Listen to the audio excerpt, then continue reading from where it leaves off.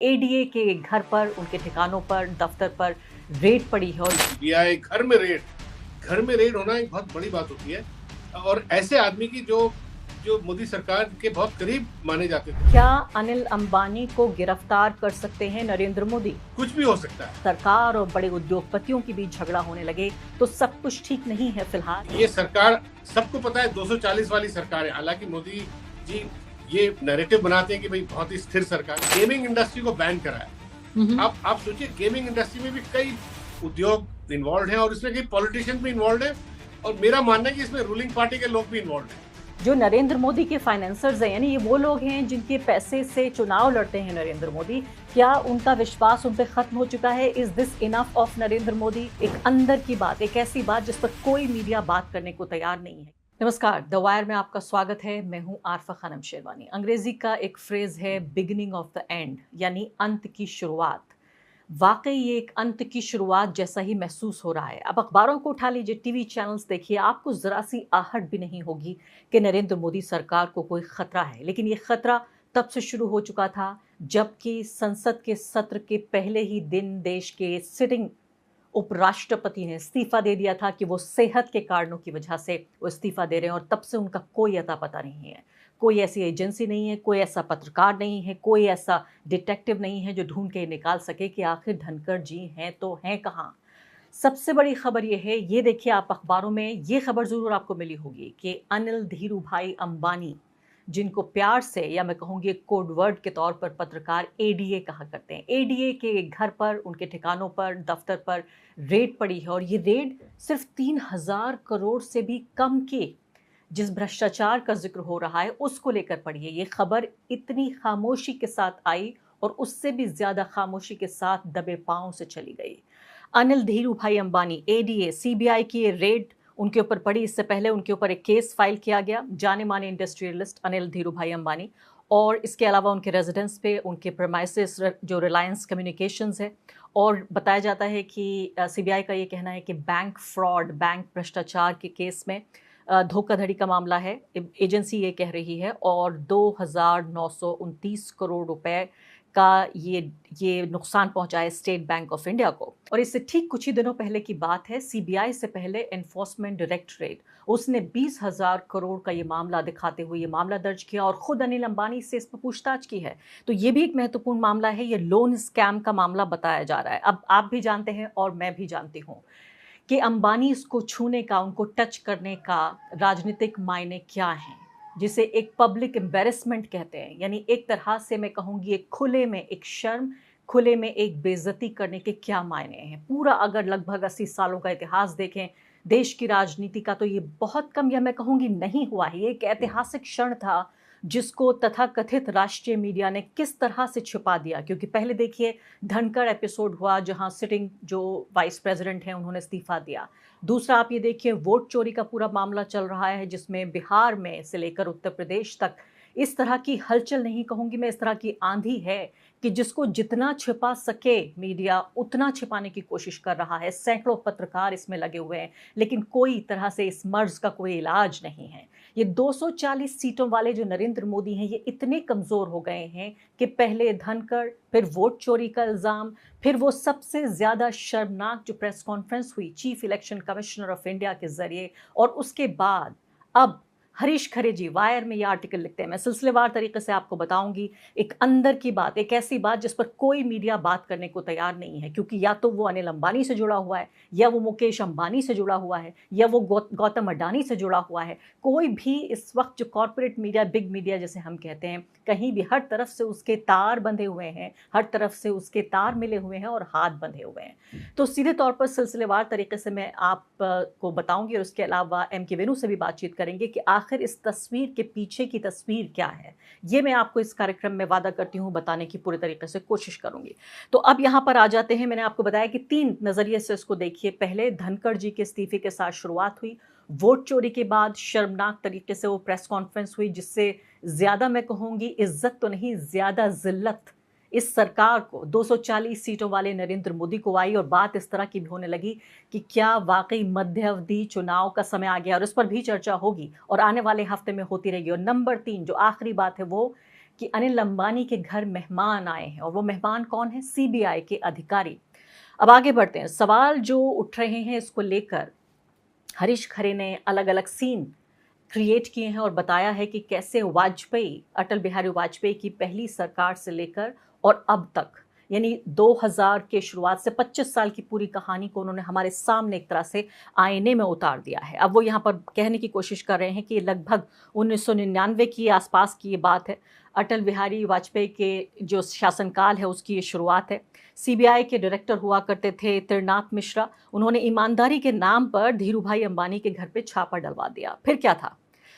आप ये देखिए, इसको ब्लास्फेमी या ईश निंदा का नाम दिया जा रहा है। ईश निंदा, ब्लास्फेमी, यानी कि ईश्वर की शान में गुस्ताखी कर देना, ये वो नाम है। और इसीलिए आप वो बता रहे हैं हरीश खरे किस तरह से सीन नंबर 1 की शुरुआत बता रहे हैं ये 1999 की, कि सीबीआई के जो डायरेक्टर हैं उनको अपने पद से हटा दिया गया। इतना खामियाजा भुगतना पड़ा इस कदम का। अब दूसरी बार आ जाते हैं वो 2013 में। मैं आपको याद दिलाना चाहती हूँ, और ये सब कुछ जो मंजर कशी मैं आपके सामने कर रही हूँ उसकी वजह है ये बताने की कि ये वही अनिल अंबानी हैं जिसके नरेंद्र मोदी से इस तरह के ताल्लुकात रहे कि रफाल डील को लेकर आपको याद दिलाना चाहती हूँ कि राहुल गांधी ने जब ये बड़ा सवाल उठाया था कि इतनी बड़ी डील उस व्यक्ति को दी जा रही है हथियार बनाने की जिसको कि कोई तजुर्बा नहीं है कंपनी का।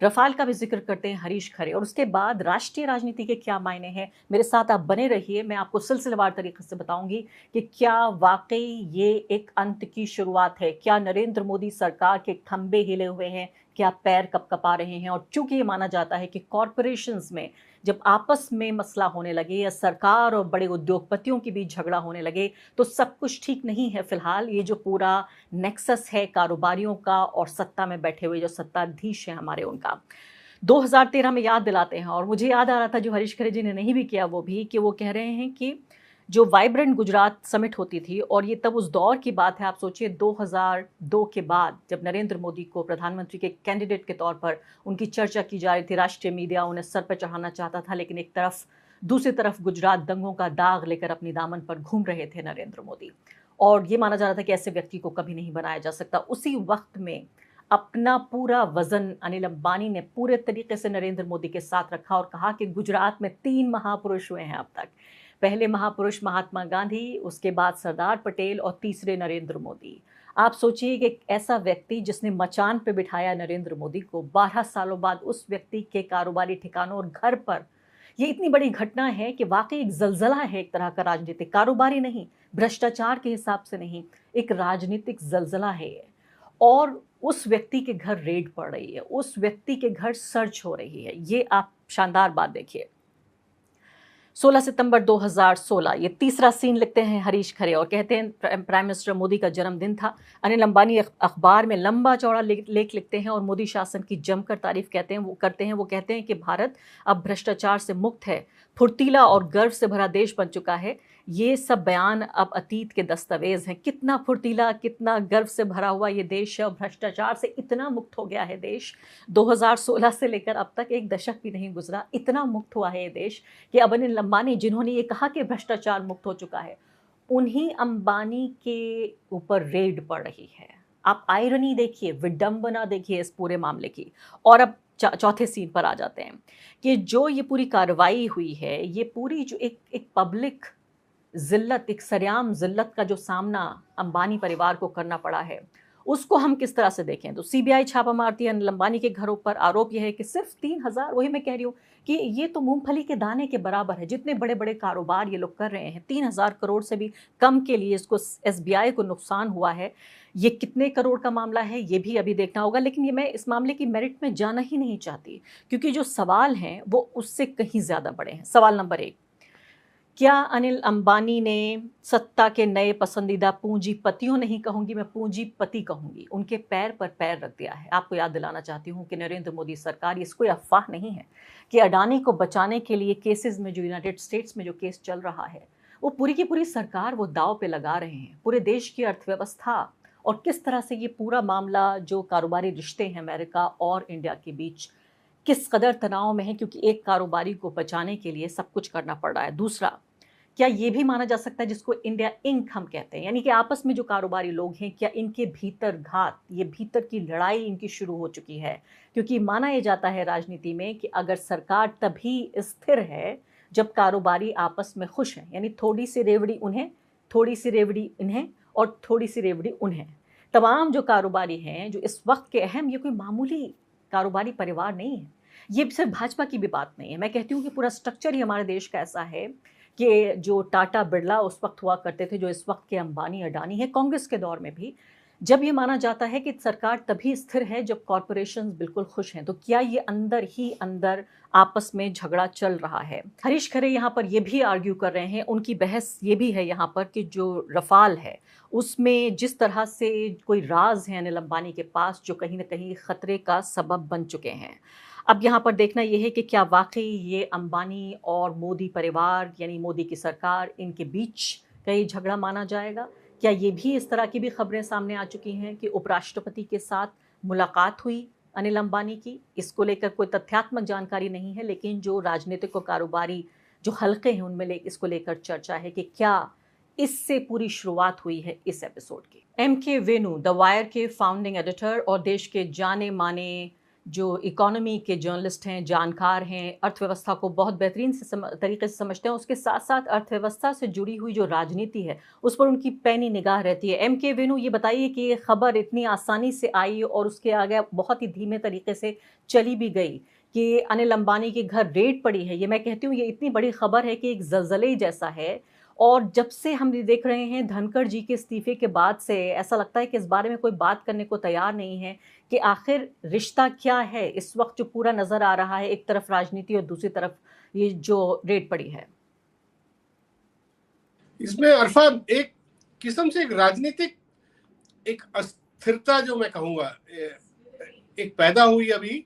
और मैंने देखा है कि अगर आप रिसेंट हिस्ट्री देखें, आप इतिहास देखें 10 साल पुराना या 20 साल पुराना, जो एक सरकार जो लंबे जिस दौर जिसका रहता है, जैसे यूपीए में भी 10 साल यूपीए चला, मगर आपको याद होगा कि जब आखिरी जो 2 साल में बहुत ही जबरदस्त राजनीतिक अस्थिरता पैदा हुई और जिसमें जो बड़े उद्योग थे और जनरली जो उद्योगपति बिल्कुल निराश हो चुके थे यूपीए से, और उनके बीच में भी बहुत आपस में अनबन, बहुत ही झगड़े चल रहे थे और वो उसका असर राजनीति में दिखा।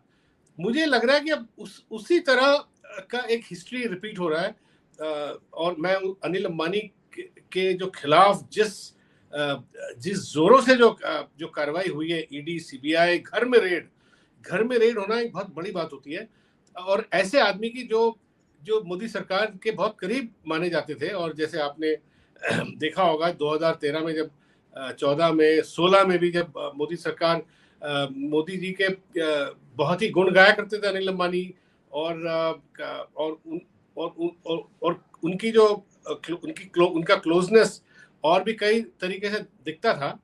वो एकदम से जिस तरह बैंकों ने उनके खिलाफ फ्रॉड का केस, क्रिमिनल केसेस जो बैंकों ने, स्टेट बैंक ऑफ इंडिया, ये सारी सरकार की संस्थानें हैं, इन्होंने किया उनके खिलाफ, तो ऐसा लगता है कि कुछ फेरबदल हुआ है। जो माहौल जो रहा है और मोदी सरकार का जो रवैया अनिल अंबानी के तरफ, मैंने सुना कि और भी उद्योग जो पति हैं उनके तरफ भी ये एक तरह से एक मैसेज भेजा जा रहा है मोदी सरकार के जरिए, एक चिलिंग इफेक्ट जिसे कहते हैं, जो मीडिया पे जिस तरह चिलिंग इफेक्ट होता है, वो मुझे लगता है कुछ उद्योगों में भी किया जा रहा है।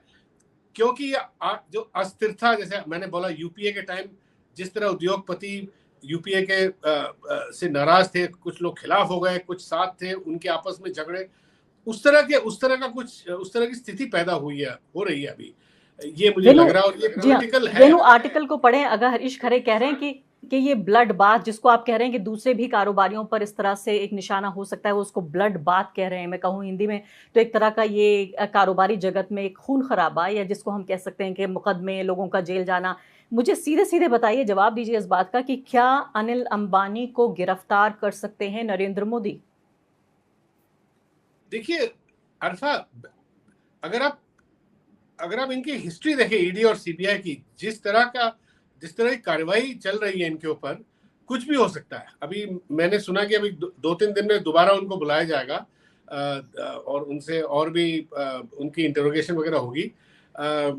हालांकि मैं ये कहूंगा अरफा कि जो जो जो तथ्य थे इनके, जो जो बैंक, इनके खिलाफ केस क्या है, criminal miss appropriation of fund, बैंकों से जो लोन लिए गए, स्टेट बैंक ने, जो बैंक ऑफ इंडिया, जो फ्रॉड जो इन्होंने इनको करार दिया है कि भाई फ्रॉड ये होता है कि आपने उनसे जो लोन पैसे लिए वो अपने प्रोजेक्ट में लगाने के बजाय और कई जगह डाइवर्ट हुए अपनी कंपनियों में, या अपने किसी चार्जेस ये हैं। हालांकि अनिल अंबानी उसको डिनाई कर रहे हैं, मगर चार्जेस ये हैं। मगर ये सारी चार्जेस, ताज्जुब की बात अरफा ये कि ये 8-10 साल पहले पता थी, और इसके सारे दस्तावेज, डॉक्यूमेंट्स थे, चाहे वो यस बैंक का केस हो, चाहे एसबीआई का हो, रिलायंस कम्युनिकेशन का लोन हो, चाहे रिलायंस, इनके और भी कई कंपनीज थी, Reliance home finance, Reliance capital, और इनके अपने ऑडिटर्स, इन्होंने फॉरेंसिक रिजाइन करके जो इन कंपनियों के, उन्होंने इनके पूरे जो फॉरेंसिक ऑडिट में ये सारी जो मनी ट्रेल बताई थी, किस तरह मनी डाइवर्ट हुआ है। तो ये ताज्जुब की बात है, कार्रवाई अब हो रही है। तो टाइमिंग का मेरा मानना ये है कि जो राजनीतिक जो एक किस्म से इस सरकार में पैरानोया एक छाया हुआ है, और ये एक डर का माहौल पैदा हुआ है। और ये सरकार, सबको पता है 240 वाली सरकार है। हालांकि मोदी जी ये नैरेटिव बनाते हैं कि भाई बहुत ही स्थिर सरकार है, मगर अस्थिरता है। और ये अस्थिरता, इसकी कई मैनिफेस्टेशन है। अभी पीछे आपको मैं बताऊंगा, मुकेश अंबानी ग्रुप के ऊपर भी अभी फरवरी मार्च में 2-3-4 महीने पहले, 5 महीने पहले, इसी सरकार ने कम से कम 23,000 करोड़ का एक नोटिस उनको दिया।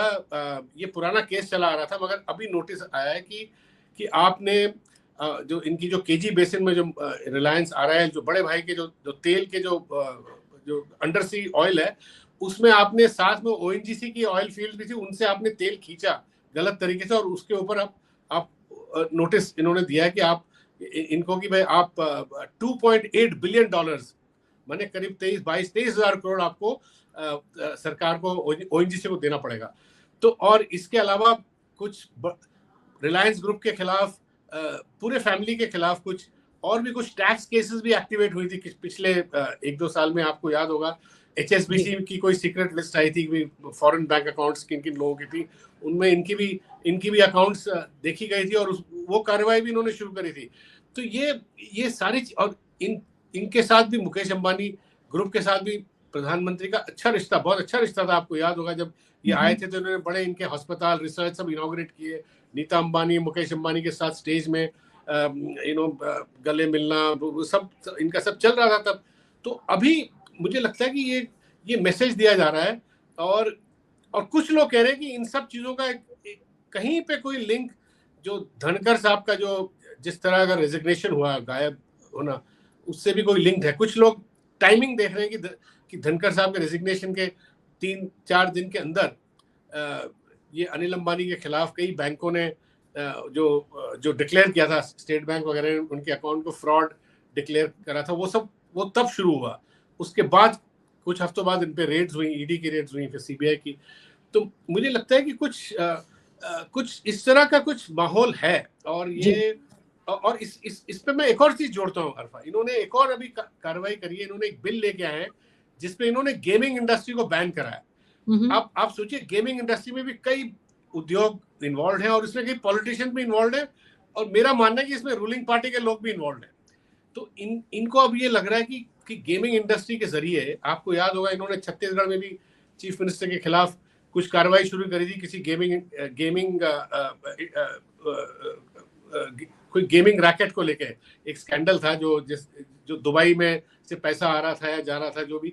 तो ये गेमिंग में पैसा बहुत बनता है, और ये बाहर रखा जाता है, और बाहर से फिर ये पॉलिटिकल पार्टीज को इसकी फंडिंग होती है। तो ये मुझे लग रहा है ये बिहार को भी ध्यान में रखते हुए इन्होंने ये बैन कर दिया, और काफी मार्केट में बड़ी हलचल मची हुई है, गेमिंग हलचल है इसको लेकर, और ये बहुत महत्वपूर्ण है ये तार आप जो जोड़े हैं। और मुझे लगता है कि धनखड़ के नाम पर जो धरती हिली थी अभी भी धड़-धड़ और थर-थर ही कांप रही है। आखिरी सवाल आपसे बिल्कुल कि क्या इसको राजनीतिक संदेश के तौर पे ये माना जाए कि ये जो बड़े कारोबारी हैं, जो नरेंद्र मोदी के फाइनेंसर्स हैं, यानी ये वो लोग हैं जिनके पैसे से चुनाव लड़ते हैं नरेंद्र मोदी, क्या उनका विश्वास उन पे खत्म हो चुका है? Is this enough of Narendra Modi? क्या नरेंद्र मोदी अब नहीं चाहिए इन कारोबारियों को? तो अरफा, मैं शुरू में आपसे मैंने कहा कि जिस तरह यूपीए के आखिरी 2 साल में ज्यादातर जो कारोबारी सरकार से काफी त्रस्त हो चुके थे, वो स्थिति आज भी है। ज्यादातर कारोबारी सरकार से त्रस्त हैं, और मगर फर्क ये है तब के और अभी में, तब लोग खुल के बोलते थे क्योंकि यूपीए इस तरह लोगों के ऊपर बिजनेसमैन के ऊपर ईडी या सीबीआई जिस तरह अभी चल रहा है वैसे नहीं कार्रवाई करती थी। तो आजकल लोग डरे हुए हैं और सहमे हुए हैं, कोई खुल के बोल नहीं रहा, मगर अंदर दबी आवाज में सब बात कर रहे हैं। और ये जो है ये जरूर ये एक तरह से एक जिसे कहते हैं एक स्नोबॉल हो रहा है, और ये स्थिति ये सुधरना बिल्कुल नहीं, सुधरता हुआ नहीं दिख रहा है। ये स्थिति जो चल रहा है, जो उद्योग और पॉलिटिक्स के बीच में जो एक रिलेशनशिप था वो फिर से टूट रहा है, जिस तरह यूपीए के जो आखिरी 2 साल में यूपीए के आखिरी दौर का ये आप कहें तस्वीर बदलती हुई नजर आ रही है, बिल्कुल रिपीट करती हुई नजर आ रही है कि ये जो नरेंद्र मोदी 3 हैं, 3.0 जिनको बड़े प्यार से कहा जाता है, वैसे ही तस्वीर नजर आ रही है। बहुत बहुत शुक्रिया आपका एम के वेणु। और दर्शकों को ये बता दें कि इस खबर पर कोई रिपोर्ट करे ना करे, किसी भी दरबारी सरकारी मीडिया में आपको ये नजर आए ना आए, वायर इसको फॉलो अप करता रहेगा और वो तमाम सवाल पूछता रहेगा, वो तमाम तस्वीर आपको दिखाता रहेगा जो आपके लिए देखना जरूरी है। द वायर के और वीडियोस देखने के लिए सब्सक्राइब करें और बेल आइकन पर क्लिक करें। स्वतंत्र पत्रकारिता की आर्थिक मदद करने के लिए डिस्क्रिप्शन में दिए गए लिंक पर जाएं और अपनी राशि चुनें।